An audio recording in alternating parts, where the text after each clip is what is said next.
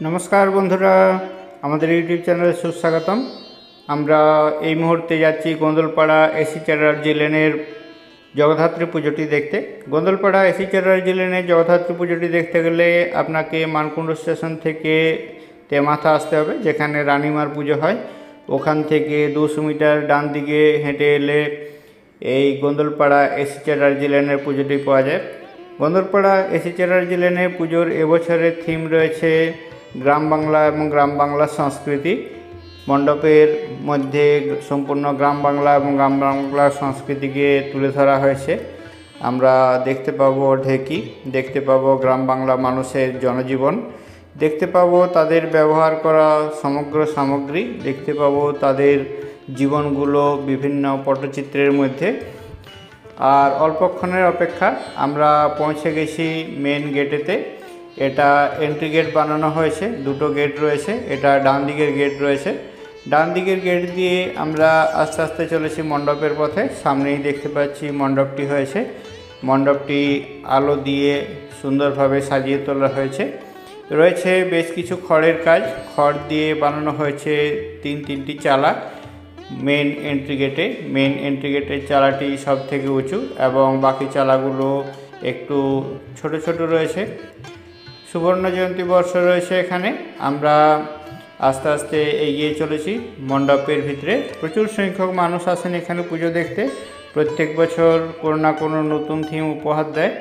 এবছরের থিমটি আমরা দেখে নিই। দেখতে পাচ্ছি কাপড় দিয়ে আলো দিয়ে সুন্দরভাবে সাজিয়ে তোলা হয়েছে গেটটি।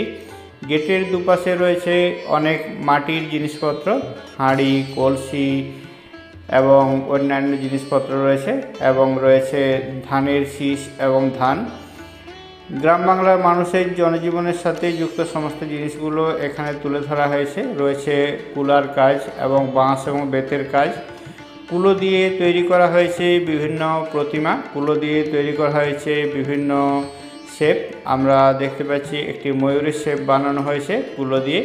এখানেতে বানানো হয়েছে একটি মূর্তি বা মুখের শেপ।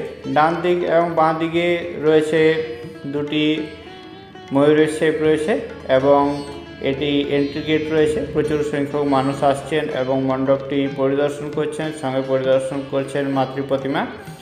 চলুন আপনাদেরকেও গোন্দলপাড়া এসি চ্যাটার্জি লেনের এই মণ্ডপটি পরিদর্শন করাই। মণ্ডপের উপরের অংশের আলোকসজ্জাও খুব সুন্দরভাবে সাজিয়ে তোলা হয়েছে। আমরা সামনেই দেখতে পাচ্ছি মাতৃ প্রতিমাটি রয়েছে। মাতৃ প্রতিমাটি দেখার আগে মণ্ডপের ভিতরে যে পটচিত্রগুলো রয়েছে, পটচিত্রগুলো আমরা দেখে নেব। মণ্ডপের সামনের অংশে রয়েছে একটি ঢেকি, যেটি এখন হারিয়ে যেতে বসেছে। রয়েছে 4টি ধানের গাছ, মাঝে কিছু রাখা রয়েছে ধান, তার সাথে রাখা রয়েছে একটি পুরনো ঢেকি। ঢেকিটিতে দেওয়া হয়েছে আলপনা। আগেকার দিনের মা কাকিমারা ঢেকি দিয়েই ধান থেকে চাল বানাতেন, চাল বার করতেন, আর সেই চাল ব্যবহার করা হতো খাওয়ার জন্য।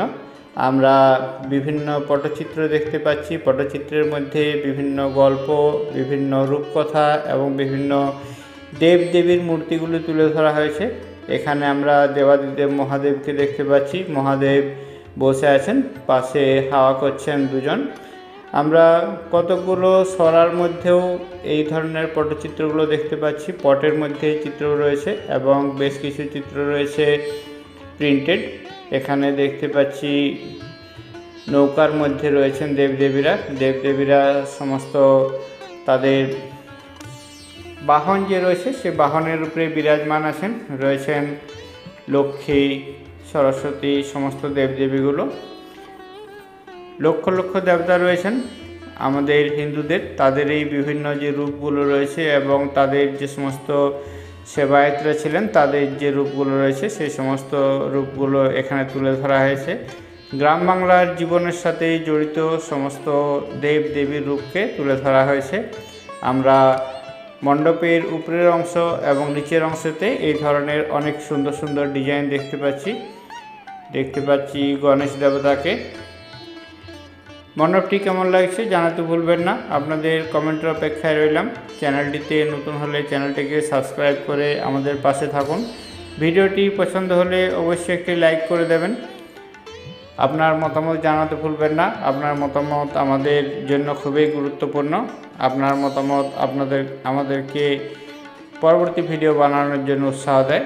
আমরা দেখতে পাচ্ছি মাতৃমূর্তিটি, অপরূপ রূপে সজ্জিত মাতৃমূর্তিটির পুজো সবে সম্পন্ন হয়েছে, চলছে নবমীর পুজোর প্রস্তুতি। মাতৃমূর্তির পিছনের অংশটি লাল রঙের কাপড় দিয়ে ঢেকে দেওয়া হয়েছে এবং প্রতিমাটির চালচিত্রটি বানানো হয়েছে সোলার দিয়ে। আমরা দেখতে পাচ্ছি ঘট রয়েছে, সাথে রয়েছে ইষ্ট দেবতা, তারও পুজো হয়েছে। মাতৃপুজোর সাথে মূর্তি পুজোর সাথে ইষ্ট দেবতারও পুজো করা হয়েছে এবং পুজোর ফুল ঘট সমস্ত কিছু দেখতে পাচ্ছি। আমরা মাতৃ প্রতিমাটি একটু নিচ থেকে উপর পর্যন্ত এবং পাশাপাশি ভালো করে দেখে নিই। দেখতে পাচ্ছি সিংহের রূপটি সত্যিই ভয়ানক। মাকে অপরূপ রূপে সাজিয়ে তোলা হয়েছে, পরা হয়েছে পুষ্পের মালা। অপরূপ রূপ, মায়ের চালচিত্রটিও খুব সুন্দর। মায়ের রূপটি কেমন লাগছে জানাতে ভুলবেন না। আপনাদের কমেন্টের অপেক্ষায় রইলাম। এই মুহূর্তে আমরা রয়েছি গোন্দলপাড়া এসি চ্যাটার্জি লেনের পুজোতে। গোন্দলপাড়াতে অনেকগুলো পুজো হয়, সেগুলো আমি কাভার করেছি স্টেশন রোডের উপরে সমস্ত পুজোগুলোর লিঙ্ক কমেন্টের মধ্যে দেওয়া আছে এবং ডেসক্রিপশনের মধ্যে দেওয়া আছে। অবশ্যই দেখুন, আশা করি আপনার ভালো লাগবে। আপনার ভালো লাগলেই তবে আমার ভিডিওটি করা সার্থক হবে। আমরা এসি চ্যাটার্জি লেনের মাতৃ প্রতিমাটি দেখছি, অপরূপ রূপে সজ্জিত মা করুণাময়ী, মা দয়াময়ী, মা কৃপাময়ী। মায়ের পুজোটি সম্পন্ন হচ্ছে এখন। প্রত্যেক বছরই চন্দননগরে ধুমধাম করে হয় মায়ের পুজো। নামে মানুষের ঢল, অসংখ্য মানুষ এই পুজোগুলো দেখতে আসেন। স্টেশন রোড থেকে নর্মালি হেঁটে আসতে সময় লাগে 10 থেকে 15 মিনিটের মতো, কিন্তু এই পুজোর সময় স্টেশন রোড থেকে তেমাথা পর্যন্ত হেঁটে আসতে সময় লাগে 1 থেকে 1.5 ঘন্টার মতো। এত ভিড় হয় আপনি সহজে আসতে পারবেন না। পুজো দেখতে চাইলে অবশ্যই চতুর্থী, পঞ্চমী, ষষ্ঠী, ম্যাক্সিমাম সপ্তমী পর্যন্ত আসুন। সপ্তমীর পর অষ্টমী, নবমী এবং দশমীর দিনে প্রচুর ভিড় হয়। ভিড় এড়াতে চাইলে এই দিনগুলো আসবেন না। সপ্তমী পর্যন্ত পুজোগুলো দর্শন করে যান, আশা করি ভালো লাগবে। আমরা বিভিন্ন পটচিত্র দেখতে পাচ্ছি, যাতে বিভিন্ন বাংলার রূপকথা, বাংলার দেবদেবী, বাংলার সমস্ত কাহিনীগুলোকে তুলে ধরা হয়েছে। আমার জানা নেই সবগুলো কোনটা কী আছে, তাই আমি ছবির মাধ্যমে আপনাদের কাছে তুলে ধরছি। আপনাদের জানা থাকলে অবশ্যই কমেন্ট করে জানান। আপনাদের কমেন্টের অপেক্ষায় রইলাম।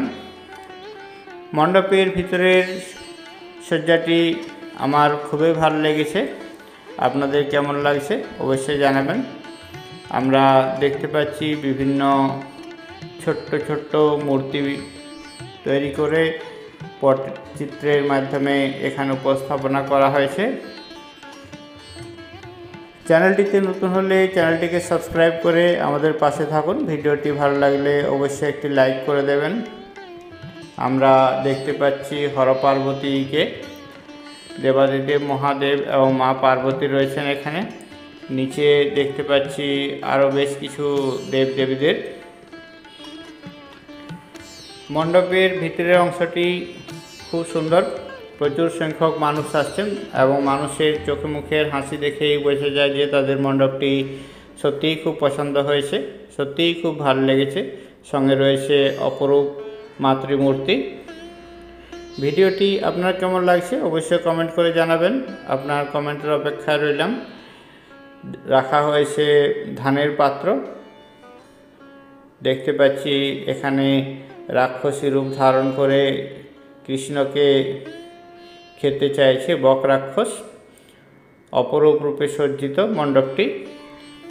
বিভিন্ন দেবদেবীর মূর্তি দেখতে পাচ্ছি আমরা এখানে একটি রাবণের মূর্তি। পটচিত্রের মাধ্যমে তুলে ধরা হয়েছে বিভিন্ন ছবি। আমরা মণ্ডপের ভিতরের অংশে রয়েছি। আমরা আস্তে আস্তে বেরিয়ে যাব মণ্ডপ থেকে। পরবর্তী মানুষকে দেখার সুযোগ করে দিতে হবে। অসংখ্য মানুষ আসছেন মণ্ডপের ভিতরে থেকে, মাতৃ প্রতিমা দর্শন করে, মণ্ডপ দর্শন করে ফিরে যাচ্ছেন। আমরা রয়েছি গোন্দলপাড়া এসি চ্যাটার্জি লেনের জগদ্ধাত্রী পুজোতে 2024-এর জগদ্ধাত্রী পুজো রয়েছে।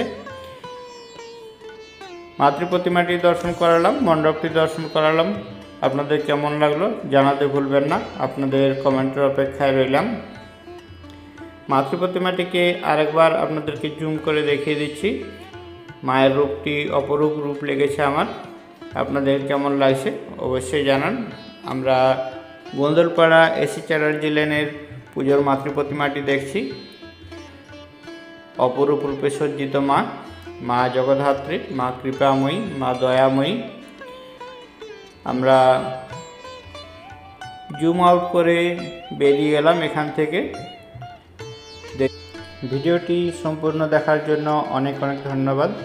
সবাই ভালো থাকুন, সুস্থ থাকুন। দেখা হচ্ছে পরবর্তী আরেকটি ভিডিওতে। Thank you.